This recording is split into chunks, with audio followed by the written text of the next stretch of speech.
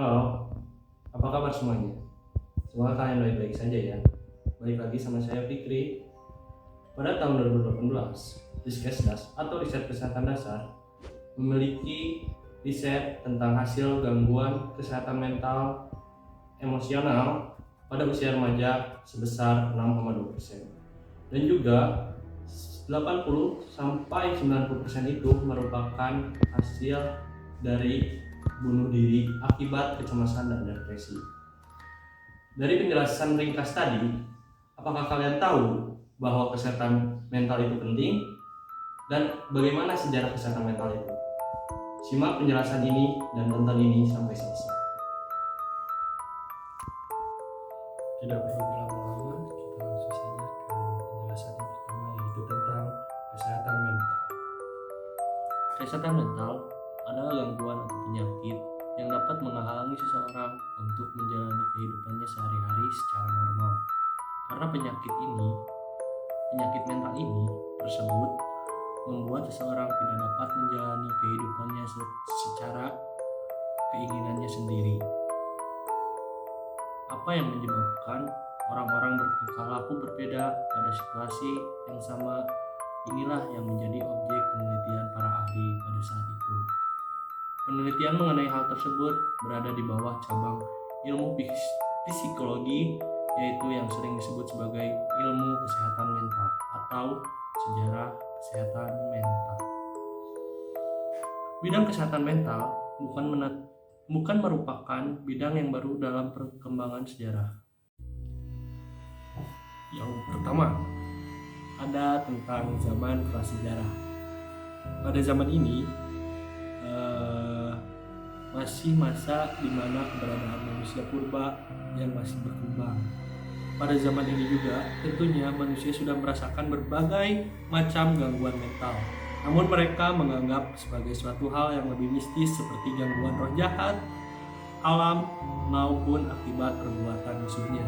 Selanjutnya, penyakit mental ini seringkali sebagai suatu hal yang berhubungan dengan demologi, yaitu suatu pendapat atau doktrin yang menyebut bahwa seseorang berperilaku tidak abnormal, yang disebabkan karena pengaruh suatu kekuatan jahat atau jatuh pada kuasa kegelapan yang berhubungan dengan kekuasaan setan. Jadi pada zaman itu ya, si orang-orang yang memiliki gangguan kesehatan mental ini pada zaman prasejarah, mereka itu dianggap sebagai orang yang kerasukan, bukan orang yang dianggap memiliki penyakit ya, tapi masih dianggap sebagai orang yang kemasukan setan gitu. Dan juga cara mengatasinya pada zaman tersebut adalah dengan cara membawa mereka dengan mantra atau ramuan untuk menyembuhkan seseorang yang sedang terganggu kesehatan mental. Jadi pada zaman tersebut mereka itu diberi ramuan, dikasih mantra agar untuk tetap sembuh. Padahal sebenarnya itu bukan kerasukan setan. Oke. Dan juga pada zaman prasejarah ini, pada masa ini juga banyak keberadaan dukun sebagai juru penyembuh bagi orang yang mengalami gangguan mental. Juru penyembuh ini tuh kayak dukun atau supranatural itulah yang mengerti tentang hal-hal mistis gitu. Jadi mereka tuh menganggap bahwa orang yang terkena gangguan mental itu ternyata adalah kerasukan setan pada zaman prasejarah ya. Selanjutnya, biasanya tiap suku atau kelompok mempunyai suatu dukun kepercayaan mereka sendiri. Jadi mereka itu memakai dukun-dukun yang dipercaya oleh setiap suku atau juga kayak komunitas wilayah gitulah. Dan para dukun ini pun mempunyai metode tersendiri yang sesuai pada zaman tersebut untuk mengobati penyakit mental pasiennya. Dan mereka benar-benar setia kepada anggota suku atau kelompoknya. Akan tetapi para dukun ini juga memiliki kebijakan tersendiri, yaitu menyingkirkan orang-orang sakit yang benar-benar membahayakan kelompok atau sukunya. Selanjutnya pada zaman Romawi kuno dan Yunani kuno, banyak cendekiawan atau para ahli yang bermunculan di masa ini, yaitu antara lain dua orang ilmuwan terkemuka di Yunani. Yang pertama, Dr. Aesculapius dan Hippocrates, yang salah satunya telah turut berperan dalam mulai adanya pendekatan yang dilakukan secara rasional dan lebih manusiawi terhadap kondisi orang yang mengalami penyakit mental. Selain itu ada beberapa ilmuwan lainnya. Jadi pada saat zaman Romawi kuno dan juga Yunani kuno, bermunculan nih dua dokter yang memiliki ide dan wawasan untuk menyembuhkan penyakit mental ini. Karena menurut mereka itu penyakit gangguan mental ini bukanlah kerasukan setan gitu. Ada beberapa ilmuwan yang menjelaskan kesehatan mental. Yang pertama, Pythagoras pada 500.000 Masehi. Cendekiawan yang menjadi orang pertama dalam memberikan penjelasan ilmiah terhadap kesehatan mental. Hippocrates pada 450.000 Masehi. Dikenal juga sebagai bapak kedokteran. Dialah yang menemukan ilmu medis modern dan memisahkannya dari agama, tahayul, sihir, dan kepercayaan terhadap dewa-dewa.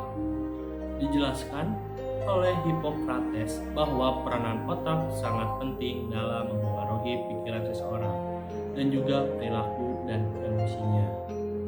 Ilmu somatogenis dipelopori oleh Hippocrates, yaitu suatu pemikiran di mana kondisi tubuh atau seseorang dipengaruhi oleh pikiran dan perilaku individu tersebut.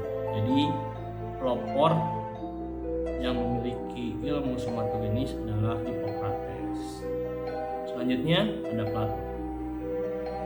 Pada tahun 347.000 Masehi menyatakan bahwa gangguan kesehatan mental seseorang merupakan sebagian dasar gangguan moral, fisik, dan juga adanya gangguan dari dewa-dewa. Plato menyatakan seorang penjahat adalah orang yang mengalami gangguan mental. Dia juga mengatakan bahwa budaya menjadi faktor yang penting dalam berpikir dan bertindak. Selanjutnya ada 3 dokter dari Yunani, yaitu Asclepiades, Aretaeus, dan Galenius. 3 dokter dari Yunani yang memberikan penjelasan dengan pendekatan naturalistik mengenai gangguan mental. Mereka menyatakan bahwa penderita gangguan mental harus diberikan perlakuan yang lebih manusiawi dan mendapatkan perawatan di rumah sakit. Selanjutnya, zaman kegelapan. Satu kekurangan dari para cendekiawan Yunani adalah bahwa pendekatan ilmiah dikemukakan oleh para ahli waktu itu kurang memperhatikan aspek tahayul yang masih dipercaya banyak orang. Itulah sebabnya pada masa kegelapan ini berbagai ilmu demologi kembali muncul dan jalan keluar melalui eksorsisme dan pengusiran setan kembali digunakan. Ketahuilah juga berbagai teori dalam psikologi, antara lain teori psikologi industri, teori kepercayaan diri, dan teori identitas sosial. Selanjutnya yang kelima, zaman pertengahan.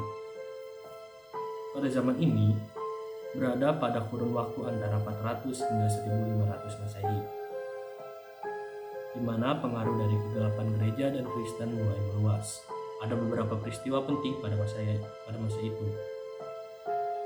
Pada tahun 1484, Paus Innocent meminta para pendeta di seluruh Eropa untuk menghukum mati para tukang sihir, sehingga lebih dari 100.000 orang telah dibunuh karena dituduh sebagai penyihir.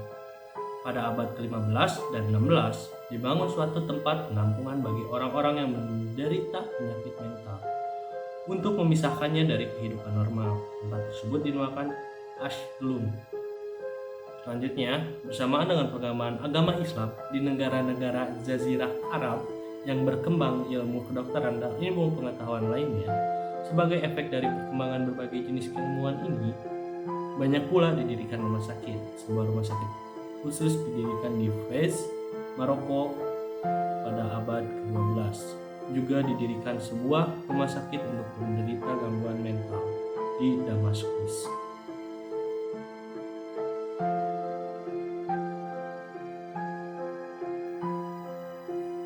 Pada zaman ini, masih ada lingkungan yang mendasari penyakit mental dengan pengobatan tahayul dan juga perlakuan yang tidak manusiawi pada zaman ini. Walaupun demikian, mulai ada beberapa ilmuwan yang memberikan pencerahan terhadap pasien gangguan mental. Yang pertama, Paracelsus, ilmuwan dari Swiss ini menolak demologi dan mengemukakan teori bahwa penyebab gangguan mental adalah penyakit psikologis. Selanjutnya ada Johann Weyer. Murid dari Agrippa ini mengeluarkan pernyataan bahwa orang yang dahulu disebut sebagai tukang sihir adalah sebenarnya orang yang menderita gangguan mental. Vinicius de Paul, ilmuwan yang berasal dari Paris ini menyatakan bahwa penyakit mental tidak ada bedanya dengan penyakit fisik dan memberi anjuran untuk melakukan pendekatan manusiawi terhadap penderitanya. Jadi di zaman ini sudah banyak berkembang bahwa para orang-orang yang terkena gangguan kesehatan mental itu harus diperlakukan secara manusiawi, tidak boleh diperlakukan kasar, tidak boleh dilakukan semena-mena, sehingga mereka pun dapat hidup lebih nyaman. Abad ke-17 hingga ke-20. Ciri yang menandai pertengahan abad 18 adalah banyaknya pembaruan sosial. Yang pertama, politik dan ilmu pengetahuan. Pada awal zaman ini mulai ada kecenderungan terhadap memberikan perawatan khusus untuk pasien gangguan jiwa dengan memusatkan penelitian terhadap klasifikasi dan sistem perawatan, mengidentifikasi, menyelidiki, dan mengobati berbagai penyakit secara normal termasuk penyakit mental. Selanjutnya ada Philip Pinel. Pada permulaan abad ke-19, ia mulai meneliti pada pengobatan psikiater dengan mempelopori perlakuan serta pengertian yang lebih manusiawi terhadap para orang penderita gangguan. Selanjutnya ada Sleaford Whittingham-Rees mendirikan Connection Society for Mental Hygiene dan mempelopori gerakan ilmu kesehatan mental. Berdasarkan pengalamannya sendiri sebagai penderita gangguan mental selama 3 tahun dan akhirnya sembuh dan membuat gerakan kesehatan mental, ilmu kesehatan mental tersebut. Selanjutnya pada tahun 1919 dibentuk sebuah badan bernama International Committee for Mental Health bernama bermarkas di Amerika Serikat. Pada tahun 1920 dan 1930 karena pengaruh dari teori psikologis Freud atau teori psikoanalisis Freud menjadi perubahan perawatan terhadap pasien gangguan mental. Selain perawatan yang dilakukan tidak melakukan sertifikasi bisa dilakukan di rumah pasien atau di luar rumah sakit.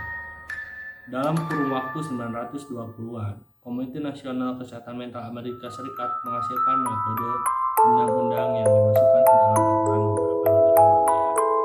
Tahun 1948, Federasi Dunia Kesehatan Mental dibentuk. Pada tahun 1948, federasi pertama yang dibentuk untuk kesehatan gangguan mental.